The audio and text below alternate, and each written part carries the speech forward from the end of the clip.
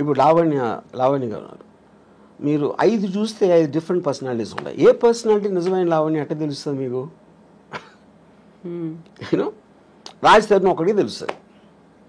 రాజ్ తరుణ్ ఏంటో ఆ అమ్మాయి ఒకటి, వాళ్ళిద్దరికి తప్పిస్తే బయట ఏమన్నా ఎవ్వరికీ తెలియడానికి ఆస్కారం లేదు. మీరు ఒక ఇంట్లో ఉమ్మడి కుటుంబంలో కూడా బెడ్రూమ్లో భర్తకి భార్యకి ఏం జరుగుతుందని మిగతా ఫ్యామిలీకి తెలియడానికి కూడా ఆస్కారం లేదు. అదంత పర్సనల్ ఇష్యూ అది. సో ఇప్పుడు సరికొత్తగా అడల్టరీ సుప్రీంకోర్టు తీర్పునిచ్చింది, ఇలాంటివన్నీ కూడా యూజ్ చేసుకుని లివింగ్ ఇన్ రిలేషన్ వీటన్నిటి గురించి మాట్లాడి వాదించుకోవడం అనేది కూడా బాగా పెరిగింది కదా. వీటన్నిటిని ఎలా చూస్తారు మరి మీరు? That's what I'm saying. Legal aspect అనేది ఒక పాయింట్ ఏది కరెక్ట్. ఇప్పుడు ఒక వీకర్ సెక్షన్ని మీరు ఎక్స్ప్లాయిట్ చేస్తున్నారు, అది విమెనా లేకపోతే ఎస్సీ ఎస్టీయా whatever. Most of the time courts ఆ రూల్స్ ఫ్రేమ్ చేసి they want to support somebody to strengthen a possibly weak person. ఇప్పుడు కారు వచ్చి స్కూటర్ని గుద్దితే స్కూటర్ వాడిది ఎక్కువ తప్పు ఉన్నదానికి వాళ్ళు ఆస్కారం ఎక్కువ ఇస్తారు. సారీ కారు, ఎందుకంటే బలవంతం ఇది కాబట్టి. డబ్బు ఉన్నోడు పేదవాడిని కొడితే అడికి అప్పుడు పేదవాడు డబ్బు ఉన్నోడిని కొట్టాడంటే నమ్మటానికి కొంచెం ఈజీ కాదు. ఎందుకంటే పేదవాడు ఎందుకు కొడతాడు అన్న ఫీలింగ్ ఇల్లు వస్తుంది, బలం వాళ్ళ దగ్గర. కరెక్ట్. అప్పుడు ఏంటి, ఒక అమ్మాయి వెళ్ళి కంప్లైంట్ ఇస్తే నన్ను ఇలా మాలేజ్ చేశారు అని, అది definitely they will believe that more. వల్నరబుల్గా ఉన్నారు, vulnerable weaker section, women are the weaker sex అనేది ఒక జనరల్ ఆస్పెక్ట్ ఉంది కాబట్టి దాంట్లో కొంతమంది విమెన్ మిస్యూజ్ చేయొచ్చు. సుప్రీంకోర్టు కూడా చెప్పింది, we are aware that this will be misuse by some people, but in the absence of anything better ఏర్పడింది. సో అది it will be a very complicated issue. ఎందుకంటే ఇప్పుడు లేటెస్ట్గా వచ్చిన బిఎన్ఎస్ లాస్లో మొత్తం డిజిటల్ ఎవిడెన్స్ ఇది అన్నీ చెప్పినప్పుడు, ఇప్పుడు ఒకడు అంటాడు ఒక అమ్మాయిని నేను పెళ్లి చేసుకోవాలి, ఆ రోజు నిజంగా ఫీల్ అయి ఉండొచ్చు. ఎమోషన్ అనేది it is never a permanent thing. మీకు అప్పుడు ఉన్న మెంటల్ స్టేట్లో ఒక ఫీలింగ్ వస్తుంది, అది వాడికి 2 days అయిపోవచ్చు అది. ఇప్పుడు మీరు అప్పుడు అలా అన్నావు కదా, అన్నందుకే నేను ఆ రోజు నేను ఫిజికల్గా ఇంటిమేట్ అయ్యాను, అది అప్పుడు ఇది మోసం చేసేందుకు వస్తుంది అని అంటే అప్పుడు దానికి ఇంక అంతా ఎక్కడ ఉంటుంది? మీరు ఒక బిజినెస్ డీల్ చేశారు, మీకు ఇన్వెస్ట్ చేస్తాను అని చెప్పాడు ఒకడు నాకు. ఆ తర్వాత 3 రోజులు 4 రోజులు అయ్యాక హీ డింట్. ఆ రోజు చెప్పినందుకే నేను ఎలా అయ్యాను, ఇప్పుడు నేను మానసిక స్థాపం చేస్తే నేను వెళ్ళి చచ్చిపోతానంటే అది ఇంకా అసలు అవుతుందా ఇంకా ఎనీథింగ్? సో మీరు ఒక విధంగా చూస్తే మీరు అసలు రిలేషన్షిప్స్లోకి వెళ్ళటానికి భయపడే అంత ఇది వచ్చేసింది ఒక విధంగా చూస్తే, ఏది ఈ లాస్ ఇలాంటివి అని. At the same time it is also true that women will be exploited. ఎందుకు? By men. ఇప్పుడు నా ఆల్వేస్ బిలీఫ్ ఏంటంటే, man is he pretends love for sex, he gives love, pretend may be not the right word, women give sex for in exchange for love. అక్కడ మీకు by నేచర్లోనే ఉంది అది ఆ differentiation. ఆ natural ఇన్స్టింక్ట్ని curb చేయడానికే మీకు legal system, moral system, social systems వస్తాయి. కానీ ఇందులో ఉన్న ఫ్లా ఏంటంటే ఏది కూడా they don't know the actual things what's happening and how can they be judgemental. ఇప్పుడు ఈ అమ్మాయికి బోర్ కొడుతుంది, బోర్ కొట్టినందుకు బోర్ కొట్టిందని ఎవడన్నా యాక్సెప్ట్ చేస్తాడు అసలు? అలాంటిది అతనికి ఇంకో ఎఫ్ఐఆర్ ఉంది, నన్ను కొడుతున్నాడు లేకపోతే ఏదో చేస్తున్నాడు అంటే కొంచెం అన్న మీనింగ్ ఉంది. ఈజ్ బోరింగ్ అంటే why should she live her life with boring person? తన ఇష్టం కదా. మనమేమో ఒక సలహా ఇచ్చేసి దానికోసం చేయొద్దు అని మన లైఫ్ అయితే ఆ అమ్మాయి అంతా లైఫ్ అంతా బోర్ కొట్టి చచ్చిపోవాలండి. So I think to get into personal emotional spaces is wrong for any kind of a system. అప్పుడేంటి, ఇలా జరుగుతుందని తెలిసిన దానికి మీరు ఎడ్యుకేట్ చేయాలి. మీకు పెళ్లి చేసుకుంటానని చెప్పి తర్వాత చేయకపోతే అది మీరు కన్సిడరేషన్లోకి తీసుకున్నారా అనే ఎడ్యుకేషన్ అనేది most important. So in other words నేను ఏమంటున్నానంటే, ఒక వాట్ డు ఐ సే, ఇప్పుడు మీరు ముందు పెళ్ళి అవ్వక ముందు లేకపోతే సీరియస్ రిలేషన్షిప్ వెళ్ళక ముందు ఇఫ్ యూ టాక్, ఒకవేళ ఇది ఫెయిల్ అయితే, నేను అనుకుని చేయలేకపోతే, మన రిలేషన్షిప్ అనేది బ్రేక్ అయిపోతే ఏంటి అనేది చాలా ఇంపార్టెంట్ క్వశ్చన్ టు డిస్కస్. అది ఎవరు చేయరు, ముందే మాట్లాడుకోవాలి. ముందు చేయరు అది. ఎందుకు చేయరు? అప్పుడు వాళ్ళకున్న మైకంలో అసలు నువ్వు తప్ప నేను లేను అని డ్యూయెట్లు ఊహించుకునే మెంటల్ స్టేట్లో అలాంటి కాన్వర్సేషన్ ఎవరు చేయరు. అది మస్ట్గా ఉండాలి. ఇప్పుడు అగ్రిమెంట్ ఉంది, ఇప్పుడు మీరు నేను కలిసి ఏదో బిజినెస్ పెడుతున్నాం, మన ఇద్దరం ఎంతో క్లోజ్ అయినా అగ్రిమెంట్ ఎందుకు రాసుకుంటున్నాం? టర్మ్స్ అండ్ కండిషన్స్ మనం కొన్ని గ్రాంటెడ్గా నేను ఓరల్గా చెప్పు, లేకపోతే రాము అలా చేయలే, కవిత గారు అలా చేయరులే అని నేను మైండ్లో అనుకున్న దానికి అన్ని పేపర్ మీద పెట్టడానికి ఉన్న difference. That is why agreement చేస్తారు. అప్పుడు అగ్రిమెంట్ అనేది బిజినెస్లోనే కాకుండా it's also been emotional complex. ఎందుకంటే ఇన్స్టిట్యూషన్ అనేది మనకి మ్యారేజ్ ఇన్స్టిట్యూషన్ ఆర్టిఫిషియల్గా వచ్చింది. That is not natural. Anything which came out of an artificial sense of a certain system you should have an agreement. అప్పుడు ఏమంటారు దాన్ని, బ్రీచ్ ఆఫ్ కాంట్రాక్ట్లో ఏ టర్మ్స్లో అయితే నేను ఇక్కడి నుంచి వెళ్ళిపోతాను, ఇవి నేను అనుకుని ఇవి జరగకపోతే, లేకపోతే ఇలా జరిగితే వీటన్నిటిలోంచి మాత్రం I will be free to come out అనేది మీరు ముందు మాట్లాడారనుకోండి, అప్పుడు ఆస్పెక్ట్లో అసలు యాక్చువల్గా ఆ మ్యారేజ్ ఎగ్జిస్ట్ అవ్వడానికి ఎక్కువ ఛాన్స్ ఉంది. ఎందుకంటే మీ ఎక్స్చేంజ్ ఆఫ్ థాట్స్ ఎక్కువ ఉంది. ఇప్పుడేంటి, మీరు అనుకుంటున్నారు అలా చేయడు, తను అలా చేయదు, నా కోసం ఏమైనా చేసేస్తుంది అని ఆ నమ్మకాన్ని మీరు ఊహిస్తున్నారు. నాకు ఒక సినిమాలో ఒక టెరిఫిక్ డైలాగ్ ఉంది, అడు why did you and mom separate అని కొడుకు అడుగుతాడు. అంటే అంటాడు, we just drew pictures of each other in our minds and we got to know the reality only after the marriage అంటాడు. ఎందుకంటే ముందు మీ ఊహల్లో ఉంటుంది ఆ లవ్ అనే ఒక ఫీలింగ్, ఒక మత్తుమంది లాంటిది. దాంట్లో you don't want to see the reality at any given time, you know. So ఆ రియాలిటీని చూడకుండా ఉంటే మీ కలది బేసిక్గా. తను అది వాళ్ళిద్దరూ కలిసినప్పుడు మంచిగా మాట్లాడుకోండి, ఇద్దరు దే ట్రై టు అట్రాక్ట్, ఇద్దరు they try to be on their best behaviour. అది మీరు ఆ టైం చేయగలుగుతారు. కానీ మ్యారేజ్ అయ్యాక ఎప్పుడైతే ఒకే ఇంట్లో పడుకుని లెగిసినప్పుడు అదే ఇంటెన్షన్ సస్టైన్ చేయటం అనేది ఇంపాసిబుల్, ఎవరి వల్ల కాదు. That is when the passion starts getting killed.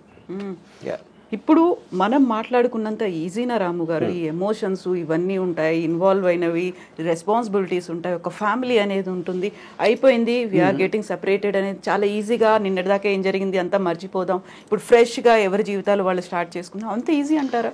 Easy కాకపోతే ఏంటంటున్నాం, వాట్ ఈస్ ద సొల్యూషన్ అంటే ఏం చేయాలి? అప్పుడు ఏం ఇడిపోతుంది. ఇంక ఫస్ట్ ఆఫ్ ఆల్ బయట వాళ్ళు సలహాలు ఇస్తారు, మన ఫ్యామిలీ ఇది అలా కాదురా, ఇందాక చెప్పాను కదా, ఆ సలహాలు ఇచ్చేవాళ్ళు దగ్గర ఆడికి నోరు ఉంది కాబట్టి ఇస్తున్నాడు, వాడు అనుభవించట్లా. అనుభవించేది వీళ్ళిద్దరే. ఈ ఇద్దరిలో కూడా ఒకళ్ళే ఉండొచ్చు కూడా, ఈవెన్ దెన్. సో ఇక్కడ this whole thing is a war between an individuals freedom and living for others, compromising for others. ఇప్పుడు ఆ కాంప్రమైజ్లో మీరు తప్పైనా, ఇప్పుడు సపోజ్ నన్ను ఒక ఫిజికల్గా మీరు ఫోర్స్ చేయొచ్చు, అంటే ఒక ఉమెన్ క్యాన్ ఫోర్స్ మీ, ఒక వైఫ్. కానీ వాడికి అమ్మాయి మీద ఫీలింగ్ లేకపోతే అప్పుడు ఇంకా అసలు ఉండి కూడా లాభం ఏంటంటున్నా. The whole idea is about affection, intimacy, relationship. ఆ రిలేషన్షిప్ వాడి మైండ్లోనో ఈ అమ్మాయి మైండ్లోనో కట్ అయిపోయినప్పుడు ఇంక ఉండి కూడా లాభం ఏంటంటున్నా. So that defeats the very purpose of the institution. ఎందుకు కంటిన్యూ చేయాలి? అయితే ఇప్పుడు వీటన్నిటికంటే కూడా సరికొత్త వాదన ఏంటంటే, ఈ ఎమోషన్స్, ఫ్యామిలీ బాండ్, పర్సనాలిటీ, వాళ్ళ ఐడియాలజీ, వీటన్నిటికంటే పెళ్లి చేసుకునే టైంలో చూడాల్సినటువంటి ముహూర్తం ప్రాపర్గా చూడలేదు కాబట్టి విడిపోతున్నారు అనేటువంటి వాదన. కరెక్ట్ ముహూర్తం కనుక చూసి ఉంటే వీళ్ళు అలా కలకాలం కలిసి ఉంటారు, గొడవలు లేకుండా ఉంటాయి అనేది, అక్కడ ఏది దేన్ని ఓవర్లాప్ చేస్తుంది అసలు?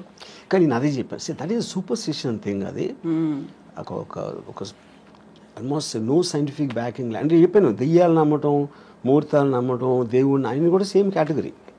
అది ఈచ్ పర్సన్స్ ఇండివిజువల్ ఆస్పెక్ట్. అది.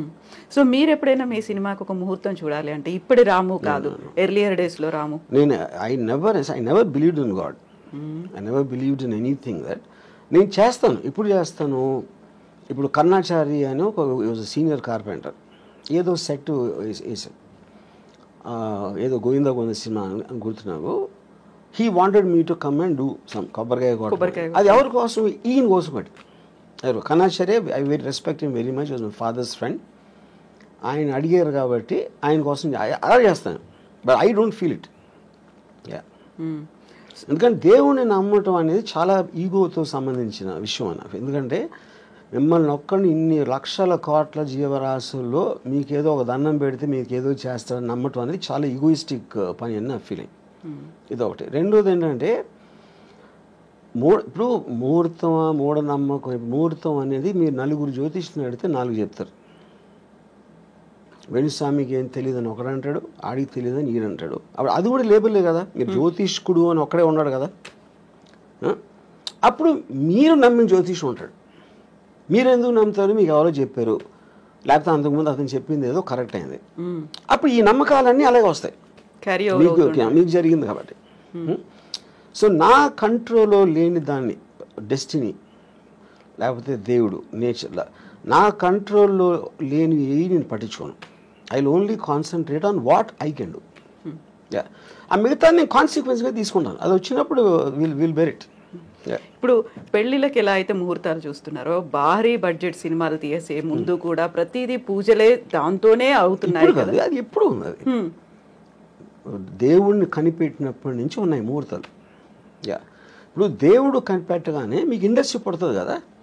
దేవుడికి మీకు మధ్యన పూజారులు ఇలాంటి వాళ్ళు వస్తారు, ఎవరో ప్రవక్తలు వస్తారు, లేకపోతే ఇంకోళ్ళు ఎవరో వస్తారు, ఇండస్ట్రీ అంతా స్టార్ట్ అవుతుంది కదా.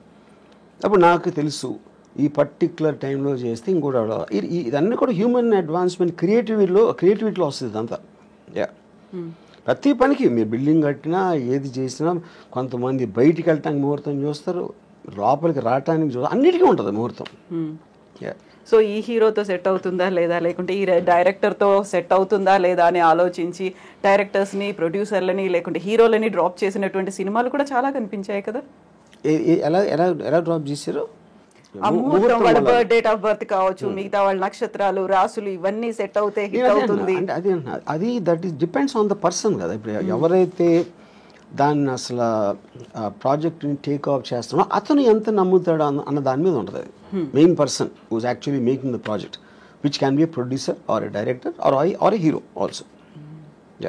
అది వాళ్ళ ఇండివిజువల్ నమ్మకం బట్టి నా సెట్ అవ్వట్లేదు కాబట్టి నేను చేయను అంటారు. అది వాళ్ళ నమ్మకం కాదు, అదే కదా నేను చెప్పేది. So coming back to Ambani పెళ్లికి సంబంధించి, అలాంటి లావు అంత పర్సనాలిటీ ఉన్న ఆ అబ్బాయిని పెళ్లి చేసుకోవాల్సినటువంటి అవసరం రాధికా మర్చెంట్కి ఏమొచ్చింది? ఇంక్లూడింగ్ ఆయన హెల్త్ కూడా బాగాలేదు కదా. ఇలాంటి ఒపీనియన్ ఇలా అది I think it's very obvious. ఇప్పుడు ద బెనిఫిట్స్ అవుట్వే ద అంటే మీరు అంటే ఇప్పుడు నాకు ప్రతి అమ్మాయికి ఇలాంటి వాడు కావాలని ఉండదు అనుకున్నది. ఒక నిమిషం, నేను అమ్మాయి గురించి మాట్లాడలేదు. అది లేదు, కానీ ఇది ఉంది ఏదైతే దీనికన్నా బెటర్ అంటే యూ మైట్ కాంప్రమైజ్. ఇది నేను జనరల్గా చెప్తున్నా. ఎగ్జాక్ట్లీ ఆ అమ్మాయి పర్టికులర్గా దేనికి అటాక్ ఆ అమ్మాయి నాకు తెలీదు. నేను అమ్మాయిల మైండ్ స్టేట్లో నేను లేను కాబట్టి I can't make a comment on her. But if you want me to speculate on that, మీకు కావాల్సింది లేదు కానీ అతని దగ్గర వేరే ఉన్నాయి ఏదైతే అది కాంపెన్సేట్ చేస్తుందంటే చేస్తాం. ఇప్పుడు ఒక అమ్మాయి ఒక పెళ్ళిలో ఒక అమ్మాయి బాగాలేదు అనుకోండి, కానీ విపరీతమైన ఆస్తుంది. అప్పుడు అబ్బాయి ఏమనుకోవచ్చు, అమ్మాయి అందంగా లేదు కానీ అమ్మాయితో వచ్చిన ఆస్తి అమ్మాయి కన్నా అందంగా ఉంది, నాకు ఆ చాయిస్ లేదు. వీడికి కావాల్సిందేంటి, అమ్మాయి అందంగా ఉండాలి, ఆస్తి ఉండాలి అనే ఆప్షన్ దొరకనప్పుడు ఇక్కడ మీకు ఆస్తి ఎక్కువ అమ్మాయి ఎక్కువ అనేది వస్తుంది సజెషన్. వెయిటేజ్ ఎక్కువ.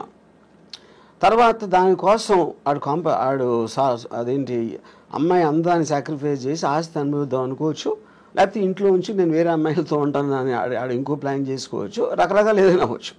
But the point is all of us we will choose the options available to us.